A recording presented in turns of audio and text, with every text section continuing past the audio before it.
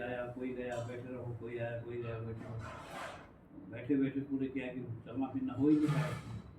जी तो उसमें क्या है कि जो एड़ियाँ हैं, पिंडी पर कफा बना दिया वो जो दबा कर जो है, हाँ उसी से तो ये बने ब्रिज में जो जाल बनी है, हाँ, उसके कारण यही है चलना फिरना न होना, और ये प्रेशर लगा रहा है।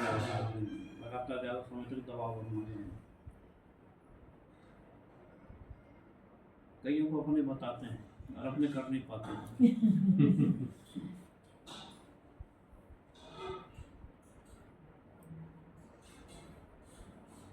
गुरुजी, जीवन में अपन क्या करें जिससे हम सेवा कर सके, हम जीवन में अपन जो आए हैं किस फॉर्म में? केवल भक्ति मार्ग का आश्रय लो जो है, जी इसमें भौतिक और आध्यात्मिक दोनों जुड़ा हुआ है।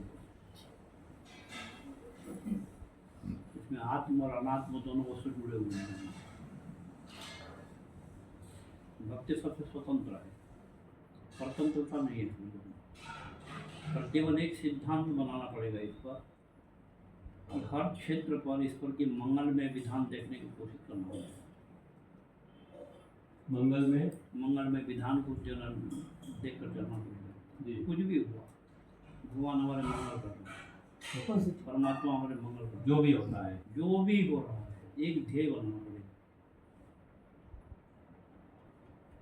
तो व्यक्ति के अंदर में क्या है, भक्ति और पुष्ट होती है, और परमात्मा की कृपा भी होना शुरू हो जाता है, पराग वहाँ से जब मिलना शुरू हो जाएगा। भक्ति पर के आकर्षण है। आकर्षण क्या है कि परमात्मा को खींचता है जो, परमात्मा की जो पराग है वो पराग फिर जीव के ऊपर पड़ना शुरू हो जाता है। भगवान राम ने लक्ष्मण को भक्ति का ही उपदेश दिए। नब्बे तीन सिद्धांत को बताया तो उन्होंने ये भी बताया थी कि थोड़े माँ पशु कहाँ बुझाई, मतलब तुम्हें बोलो थोड़े शब्दों में मैं जो है कुछ बता रहा हूँ। मनमति की तलाई, मन बुद्धि और चित्त, इसके अंदर में सदैव मंगल में विधान परमात्मा की देखने को मिला। अब अहंकार रहा है तो अहंकार तो देख नहीं सकता है, इसीलिए अहंकार शब्द को प्रयोग नहीं किया उन्होंने। थोड़े माँ कटु कहूँ बुझाई, सुनहु तात मन मति की तलाई। अहंकार का नाम नहीं ले, वो जान रहे अहंकार स्वीकार नहीं करेगा।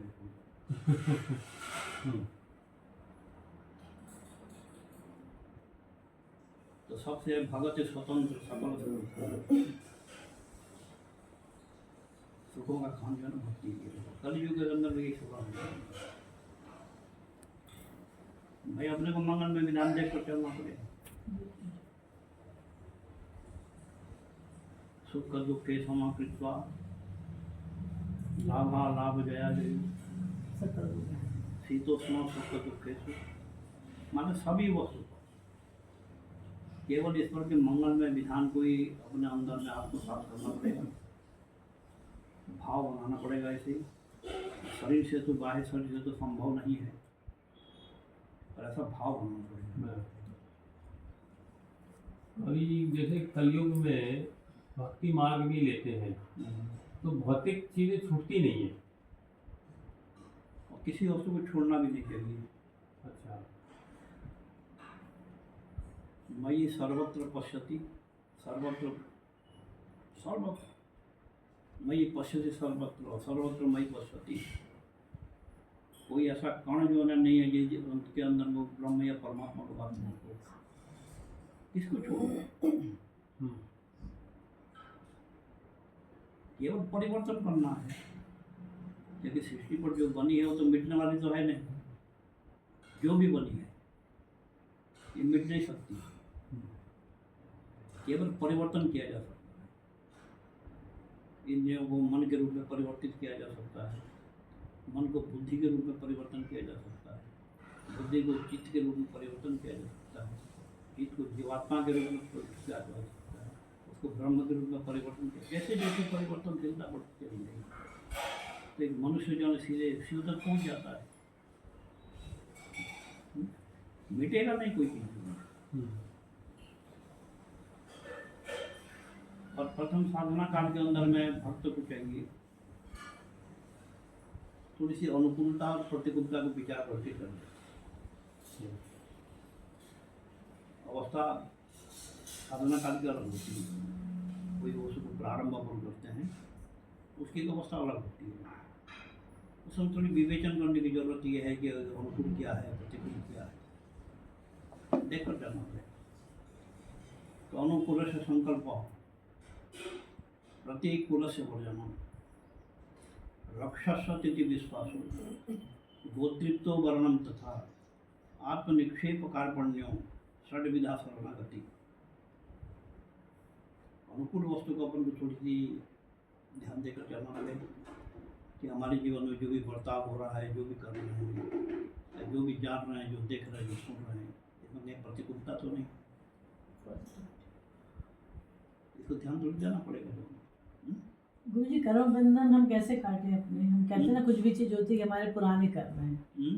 कर्म बंधन को हम किस तरह से अपने इस जन्म में काटें? पुराने कुछ कर्म बंधन काटने के लिए भक्ति मार्ग है केवल जो यही भक्ति का ज्ञान रूप फल दे देता है। ज्ञान से कर्म बंधन से मनुष्य छूट जाता है। पहले कर्म करते करते करते करते भक्ति अंकुरित होगी, भक्ति अंकुरित होने पर भक्ति वृक्ष बन जाएगा, और फिर ज्ञान रूप फल लगेगा तो कर्म बंधन से मनुष्य मुक्त हो जाता है। ज्ञान है बड़ी समाप्त होते। थोड़ी सी ज्ञान भी अगर आ गया, बोध हो गया, तो फिर सारे के सारे बंधन टूट जाते हैं। बंधन नहीं कर सकते। बंधन तो अज्ञान के लिए है। बंधन माने अज्ञानता। अज्ञानता जो जो दूर होगी, व्यक्ति बंधन मुक्त होकर चला जाता है।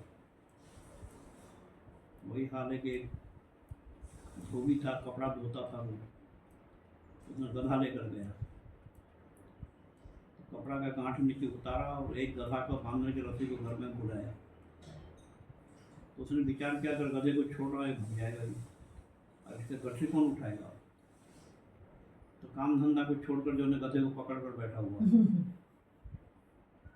तो एक राहगीर कोई व्यक्ति उधर जा रहा था, उसने बोला, क्यों भाई तुम रोज काम में लग जाते थे, आप तो गधा को पकड़े बैठे हुए?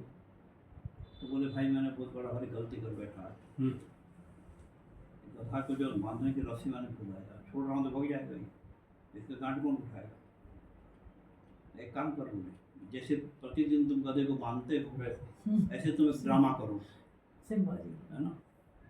तो उसने क्या कि ड्रामा वैसे ही किया, रस्सी को उठाई की तरह किया, उचकारा, गले में घुमाया, हाथ को गांठ लगाए की तरह किया, तो गधा सोचा बांध दिया, खड़ा है वही को खड़ा है। पर जब काम खत्म हुआ उसकी और गांठ लाद के सब गधों को जो बंदे थे छोड़ दिया, सब गधे चल पड़े और ये गधा वहीं खड़ा हुआ है। तो इसने विचार किया इसको बनाने छोड़ू कैसे? वो व्यक्ति उधर से वापस आ रहा था, तो बोला, क्यों भाई तुमने कुछ मेरे यहाँ जादू टोना कर दिया? बोले, मेरा गधा बंधा नहीं और चलता नहीं है। अरे भाई, बोले, तुम जैसे झूठे मोटे बांधे थे ऐसे झूठे मोटे खोल दो उसको। तो ये बंधन और छोड़ना जो नहीं, छोटा मोटा खेल है। तो बंधन है तो वो तो जैसे है वैसे ही है, और केवल अपने को क्या है, भाव बनना है। गुरु जी, एक फंडामेंटल क्वेश्चन कि ईश्वर को तो किसी ने देखा नहीं है, अगर देखा भी है तो बहुत पहले बता नहीं पाया वो। हाँ, सतयुग में या द्वापर युग में देखा है, और उस समय वो मानते भी नहीं थे। जैसे कृष्ण जी थे, उनको मानते भी नहीं थे कि भगवान है, बहुत कम लोग मानते थे कि भगवान है। अभी कलयुग में बहुत सारे आर्ग्यूमेंट करते हैं कि अरे ये तो सब ऐसा है, सब ऐसा है। तो हम लोग कैसे उसको भरोसा करें कि भगवान है और ये सब कुछ वही चला रहा है? परमात्मा एक अनिश्चित वस्तु है। परमात्मा नाम जो है, हाँ, एक अनिश्चित वस्तु है। हाँ, जो सर्वव्यापी होता है उसको बोलते हैं अनिश्चित वस्तु। पर निश्चित करना अपना धर्म होता है। जिस व्यक्ति ने जिस वस्तु को जीवन में निश्चयात्मक वृत्ति के द्वारा निश्चय कर दिया, उसको अनुभव हो गया कि भगवान ऐसे ही है। निश्चयात्मक वृत्ति के द्वारा अनुभव करके ही उन्होंने बताया। जैसे दीर्घतमा ऋषि थे, उन्होंने बोले मैंने प्राणों को देखा हूँ। बोलते मैंने प्राणों को देखा हूँ। कैसे प्राणों को देखे बोलो? तो ये गहन रिसर्च का विषय है क्या? परमात्मा निश्चित वस्तु है। आप निश्चय करो कि ये परमात्मा है, तो आपको उसी रूप में परमात्मा की प्रतीति जो है ना हो जाएगी। और साधकों को हो रहा है जो, तो निश्चय तो उनको करना पड़ेगा। जैसे गौतम बुद्ध थे, उन्होंने नीचे के पीपल के पेड़ को ही निश्चय कर दिया उन्होंने, क्योंकि उसके नीचे में ही उनको जाना अनुभूति हुई। तो बोले पीपल का पेड़ परमात्मा है, इसकी पूजा करो, इसकी परिक्रमा करो। महालक्ष्मी में हाथी पूजा होता है। किसी ने हाथी के रूप में जो पूरी चिंतन करते करते अनुभव हो गया, हाथी की पूजा बता दिया भगवान यही है। नाग पंचमी को नागदेव की पूजा बता दी। माने ये सब पूजा पद्धतियाँ जो बताए वो कारण वो अनुभूति है उनकी, उस रूप में उनको परमात्मा का अनुभूति हुआ है। तो इसी के लिए अपने को निश्चयात्मक वृत्ति बनाना पड़ेगा, निश्चय करना पड़ेगा। तो उसको टाल मटोल नहीं करना है, निश्चय करना है कि ये परमात्मा है, वो परमात्मा बन जाए। तीर्थ यात्रा करने गए, तुकाराम भी साथ में था। गंगा जल उन्होंने भर के कलश लाए, बोले चलो पंढरपुर चलेंगे, वहाँ पर चढ़ाएंगे अपना। सब चले जा रहे थे। भाई गधा पड़ा हुआ था, प्यासे तड़प रहा था, छटपटा रहा था। तो तुकाराम को एक प्रतीत हुआ कि प्यासा है, प्यासे तड़प रहा है। तो उसने उस झड़ी का जल जन पूरे गधे को पिला देता है, गधा खड़ा हो जाता है। सब आदमी बोले तुकाराम तुम कितने मूर्ख आदमी हो, कहाँ गंगा से जल भर के लाए और पंढरपुर जाना था, तो मैंने पानी बता, बोले गधा को पिला दिए। तो बोले अरे बोले गधा ने भगवान ने मुझे मिल गए, यही तो भगवान है। निश्चयात्मक वृत्ति। कोई भी आपको पूछे परमात्मा क्या है बता, तो क्या बता, वो तो सर्वव्यापी है। तो इसी के लिए परमात्मा को बताया गया अनिश्चित वस्तु। अनिश्चित वस्तु को निश्चय करना ये अपना धर्म होता है। कोई एक वस्तु को निश्चय कर लो, राम को कर लो, कृष्ण को कर लो, हनुमान को कर लो, गणपति को कर लो, घर में माता को कर लो, पिता को कर लो। जिस वस्तु के प्रति आपका अटूट श्रद्धा है उस पर निश्चय कर लो कि परमात्मा ये है, तो वही आपके लिए परमात्मा बन जाएगा। अदृश्य को दृष्टिगोचर करने के लिए निजी प्रयास जरूरी है, क्योंकि वो तो अदृश्य है। दीर्घतमा ऋषि ने स्पष्ट बोले थे मैंने प्राणों को देखा हूँ, क्योंकि निश्चय कर लिया उन्होंने कि प्राण कैसा है, उसको मुझे देखना है। अब कई वस्तु के अंदर में साधकों के अंदर में क्या है कि जो जहाँ तक पहुँचा उसके अपने अपने लिखने की है। कीर्तन संहिता है, सब ऋषियों का अनुभव है। वशिष्ठ संहिता वशिष्ठ का अनुभव है, गार्ग संहिता गार्ग का अनुभव, जावल संहिता जावल का। जिन ऋषि मुनि लोगों ने रिसर्च के द्वारा जो अनुभव किए वो संहिताओं के अंदर में सब उल्लेख किए होंगे, उन्हीं के नाम से संहिताएं बनी हुई है। अब एक साधक साधना करते करते करते करते करते करते छठवीं भूमिका तक पहुंच गया। तो वहां तक जाने के बाद में क्या है, शून्य हो गया, कुछ नहीं सूझा, उसको शून्य हो गया। शून्य से चेतना अवस्था पर जैसे अगर आया तो उसने उसको लिखना शुरू किया कि परमात्मा शून्य है। जिस वस्तु को हम परमात्मा बोलते हैं वो शून्य है, उनका अनुभव रहा। और उससे आगे महापुरुषों का तर्क रहा, बोले हमने जो अनुभूति किए हैं परमात्मा शून्य नहीं है, परमात्मा तो चेतन है, पर खुद शून्य हो जाने के कारण परमात्मा को शून्य मान लिया जाता है। और ये स्थिति क्या है, छोटे भूमिका तक तो साधक जा सकता है, और सातवें अंत भूमिका जो होता है परमात्मा की कृपा जो है, वो चेतन जिसके ऊपर में कृपा कर ले तो शून्य वस्तु को चेतन बना देगा। इसी के लिए वहाँ पर कहा गया है ईश्वर की कृपा भी अनिवार्य है। ते गुण साधन ते न हुई, तुम्हारी कृपा पावनी कोई कोई। जिसके ऊपर में उसकी कृपा हो जाएगी, शून्य से चेतन तक पहुँच जाते तो उसका अनुभव हो जाता, परमात्मा चेतन ही पूरे। तो क्या है कि जो अनुभूति जो है ये साधक की निष्ठ काल की अनुभूतियाँ हैं, साधना काल की अनुभूतियाँ हैं। वो सब अनुभूतियाँ को लिखे हुए हैं उन्होंने, जिसको जो अनुभूति हुआ लिखता चला गया, है ना। और केंद्र बिंदु सबका एक था, ब्रह्म दर्शन, एक लक्ष्य।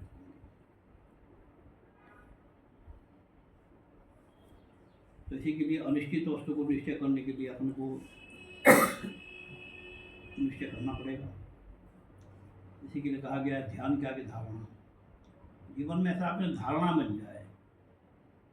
ध्यान तो 5 मिनट, 10 मिनट, 15 मिनट, घंटा, आधा घंटा करेंगे अपन, और ध्यान अगर धारणा बन जाए, जीवन में उतर जाए, चरितार्थ से उतर जाए, स्वभाव बन जाए, तब नहीं खाते।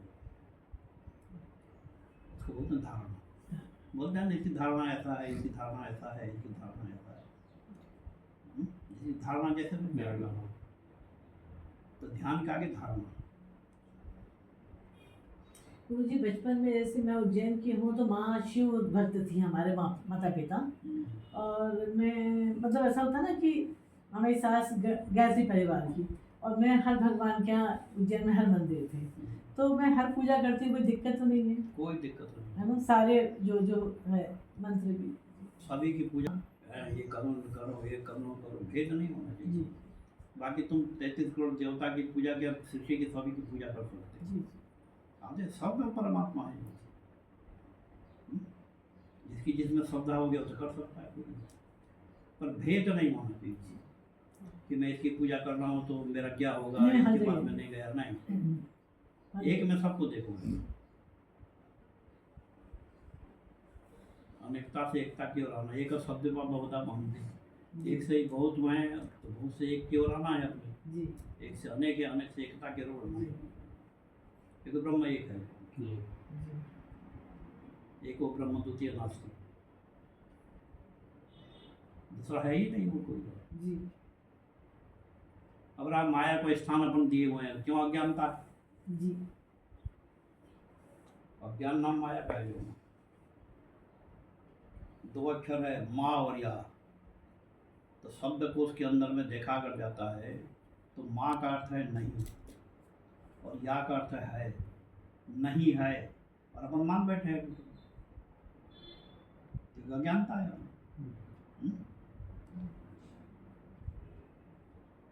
जो नहीं है उसको मान लेना अज्ञानता है। रज्जुर यथा भ्रम, तेरा मेरा रस्सी पड़ा हुआ है, सांप की भ्रम हो जाता है, भयभीत हो जाते हैं, अरे सांप है, अज्ञानता के कारण। और वहाँ पर क्या कि टॉर्च का सहारा लेकर प्रकाश के द्वारा देखा कर जाए तो भ्रम टूट जाएगी। तो ज्ञान के द्वारा उसको अपन को क्या है, अज्ञान नाम माया का है जी। वही सीता भगवान राम के साथ में माया बनकर रही,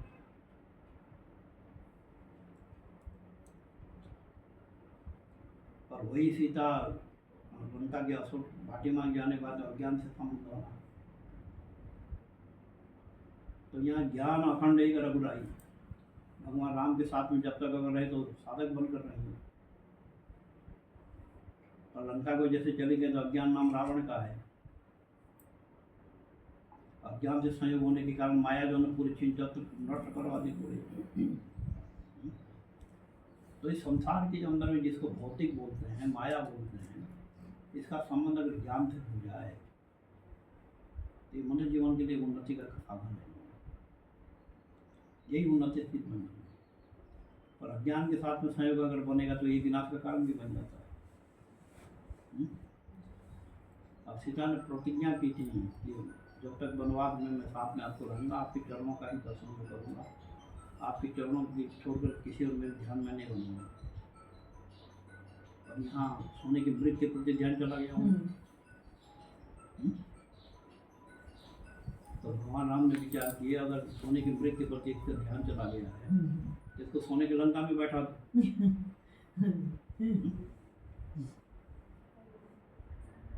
प्रेरक तो परमात्मा है। तो अज्ञान से बचना है। अज्ञान नाम माया का। संसार में कोई पदार्थ को माया मत माना हो जी। कुटुंब कबीला पत्नी पुत्र सहोदर बंधु बांधव जी या संसार में जितने वस्तु बनाए किसी को माया मत मानना। ये सब मनुष्य के लिए उपयोगी चीजें हैं, जी चलने चलाने का साधन। जी क्या नहीं चाहिए वो? हम्म, क्या नहीं चाहिए? चाहिए तब तो बना है ना। तो ये तो मनुष्य के लिए उपयोगी चीजें हैं। हाँ हम्म? इसको माया नहीं मानना चाहिए, इसको सहयोगी मानना चाहिए, हाँ सहयोगी होना चाहिए। क्योंकि इसके बिना चल नहीं सकते लोग। ये साधन है, साधन का अर्थ भक्ति होती है, साधन अर्थ भक्ति का है, ये साधन है।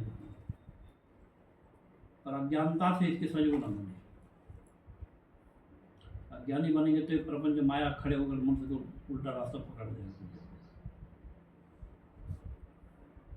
इसी के लिए हमेशा जो है ना ज्ञान को सम्मान करना चाहिए और भक्ति मार्ग में पूर्णतः रूप में चलते रहना चाहिए और परमात्मा से ये भी प्रार्थना करो, हे प्रभु हमें मोक्ष भी नहीं चाहिए। अच्छा जो इस योनि में जैसे जन्म देना तुम जन्म दो, पर आपकी चरणार्थ बिंद में हमारा प्रीति हाँ सर तुम जो बनाना है बना दो। अब रहा अपने पास में योग्यता अगर होगी तो सन्मुख से दिला भी देगा। पर अपन को उनके चरणों से केवल प्रेम भक्ति मांगना है। जैसे राग और अनुराग, अनुराग से राग छूट जाता है तो राग नाम बंधन का है। किसी वस्तु के प्रति आपके राग हो जाएगी वो बंधन कारक स्थिति तैयार हो जाती है, क्योंकि दूसरे पक्ष में द्वेष जन्म ले लेगा और राग और द्वेष दोनों मिलकर मनुष्य को भयभीत कराते हैं। फिर अरे बोले मैं छोड़ दूंगा तो मेरा क्या होगा, हैं इसको छोड़ दूंगा तो मेरा क्या होगा, उसने ऐसा बताएगा ऐसा करना चाहिए, मेरा क्या होगा। अभी भय उत्पन्न कर देंगे। उदरम मंतरम कुरुते तस्यम भयम भवति। हृदय के अंदर में राग जो है ये भय का कारण है। अपने को भय क्यों लगता है? जो वस्तु बनाए हैं उसमें राग है तो 24 घंटा भय बना रहता है कहीं बिगड़ न जाए। और द्वेष बना रहता है कि कोई बिगाड़ न दे। ये तो राग द्वेष है, बिगड़ न जाए और बिगाड़ न दे। ये राग द्वेष का माध्यम जो है ये भयभीत करा दिया। भय से आदमी फिर मिथ्या बोलता है, आदमी झूठ बोलता है। जिसको भय नहीं है झूठ बोलकर इतना बड़ा पाप क्यों कमाएगा? किसी को भी तुम बोलो सबसे बड़ा पाप क्या है तो बोलते हैं झूठ बराबर पाप। पर आदमी के अंदर में भय हो गया तो झूठ बोलने में मजबूर हो जाता है।